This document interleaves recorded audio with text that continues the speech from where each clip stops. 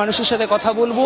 আমরা বরুণ বিশ্বাস, তার নাম সবাই জানি, যাকে হত্যা করা হয়েছিল তার দাদা কিন্তু আজ এসছেন। আমরা একবার তার সাথে কথা বলে নেবো।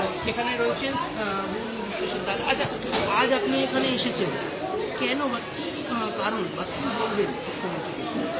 দেখুন, বিগত 14 বছর মানে 2012 সালের 5ই জুলাই থেকে আজকে 2026 সালের 4ই জুলাই, মানে আগামী দিনটা হচ্ছে সেই কালো দিন।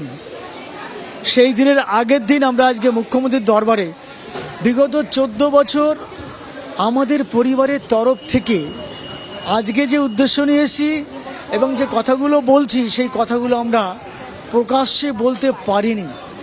কারণ আমাদেরকে রীতিমতন থ্রেট করা হতো, আমাকে ব্যক্তিগতভাবে থ্রেট করা হয়েছে। কারা থ্রেট করতো? থ্রেট করেছেন বিগত সরকারের পুলিশ প্রশাসন এবং তাদের গুন্ডা বাহিনী। ভবানী ভবনে ডেকে তৎকালীন CID IPS mister GS Kanjilal, CID যার নেতৃত্বে বরুণের যে তদন্ত প্রক্রিয়া চলছিল, উনি আমাকে ডেকে ওখানে যেমন, এবং ওনার সিনিয়র সুপিরিয়র যিনি ছিলেন mister Tamal Basu IPS special ক্রাইমে ছিলেন উনি, ওনারা ভবানী ভবনে ডেকে আমার ভাইয়ের মৃত্যুর পরে কিন্তু আমাদের সঙ্গে দেখা করতে আসেনি, উল্টে আমাদের ভবানী ভবনে ডেকে এনেছেন। আমাদের বাড়িতে আসেননি, ভবানী ভবনে ডেকে আমাকে চমকাচ্ছেন।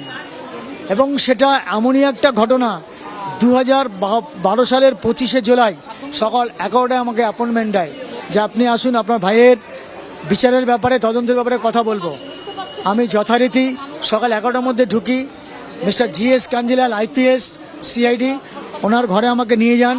নিয়ে গিয়ে খানিকক্ষণ কথা বলার পরে তারপরে ওনার যে immediate superior mister Tamal Basu IPS special crime CID, ওনার ঘরে নিয়ে যান। ওনার ঘরে নিয়ে উনি তখন ওনার কম্পিউটারে খুলে বসে আছেন। উনি আমাকে কিছু মোবাইল নাম্বার দেখাচ্ছেন যে 2012 সালের 4 জুলাই এবং 5 জুলাই যেসব মোবাইল নাম্বারে ফোন হয়েছে তার ম্যাক্সিমাম ফোন দমদম সেন্ট্রাল জেলের ভেতর থেকে ফোন হয়েছে বরুণকে মার্ডার করার জন্যে। সেই নাম্বারগুলো আমাকে যখন দেখানো হয় যে দেখুন, জেলের ভেতরে সুশান্ত চৌধুরী থেকে দমদম সেন্ট্রাল জেলে বসে আপনার ভাইকে মার্ডার করার পরিকল্পনা করেছে। আচ্ছা, একটা জিনিস বলুন, আপনি আজকে যেমন এখানে সিএম এর সঙ্গে কথা বলার জন্য এসছেন বা সিএম এর সঙ্গে কথা বলার চেষ্টা করেছেন বা সুযোগ পেয়েছেন, আপনি প্রাক্তন মুখ্যমন্ত্রীর সাথে কি কথা বলার কোনো চেষ্টা বা কোনো রকম সুযোগ পেয়েছিলেন?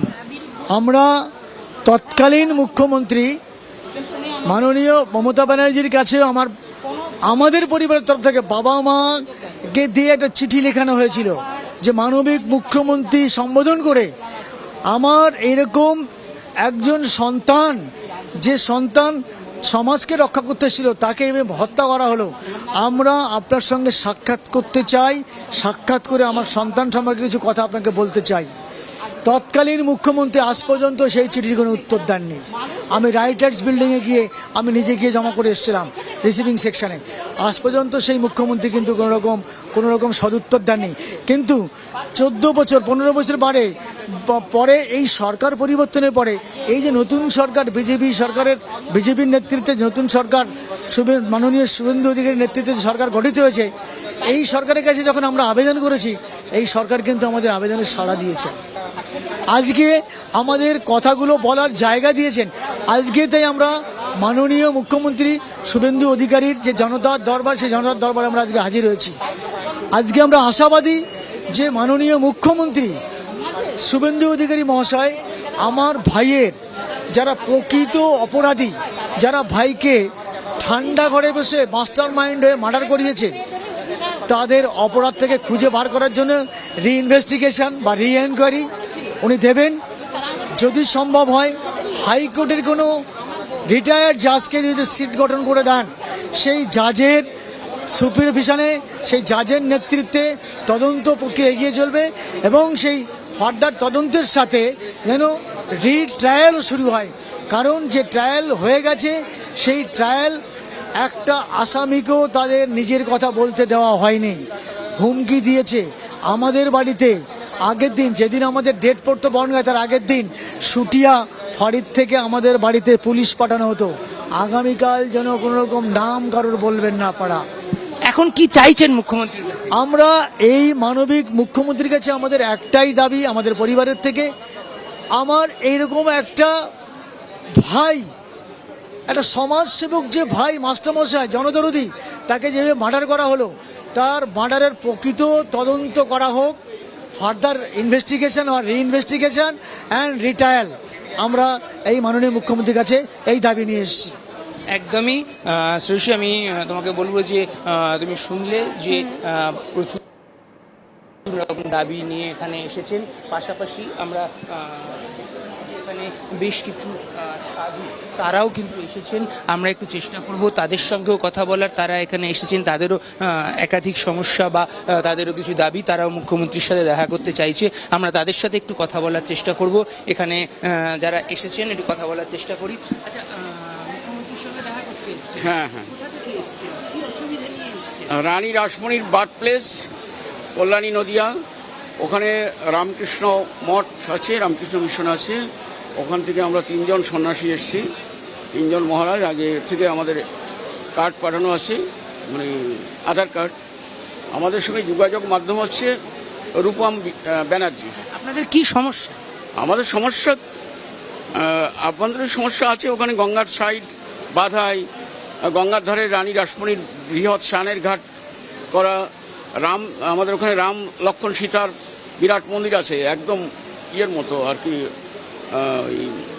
অযোধ্যার মতো, অযোধ্যার মডেলে। অযোধ্যা যেদিন প্রতিষ্ঠা হয়, এখানেও সেদিন রাম মন্দির প্রতিষ্ঠা হয়েছে। ওই মন্দির ওনাকে পরিদর্শন করানো, মানে ওনাকে অবিলম্বে আমরা ওই মঠের শুভাগমনের জন্য আবেদন রেখেছি। সেটা অ্যাপ্লিকেশন তো জমা দেওয়া আছে। আমরা চাই উনি অবিলম্বে ওখানে গিয়ে আমাদের ঘাটের শিলান্যাস করুন, এবং ঘাট কমপ্লিট হয়ে গেলে ঘাট উদ্বোধন করবেন। তারপরে ডাইনিং হল, ভক্তদের সেবার জন্য auditorium, orphanage home, guest house, ট্যুরিস্টদের জন্য গেস্ট হাউস। মানে ওখানে পশ্চিমবঙ্গের বিভিন্ন জেলা থেকে শুধু নয়, ভারতের বিভিন্ন প্রান্ত থেকে ওখানে ট্যুরিস্টরা আসেন।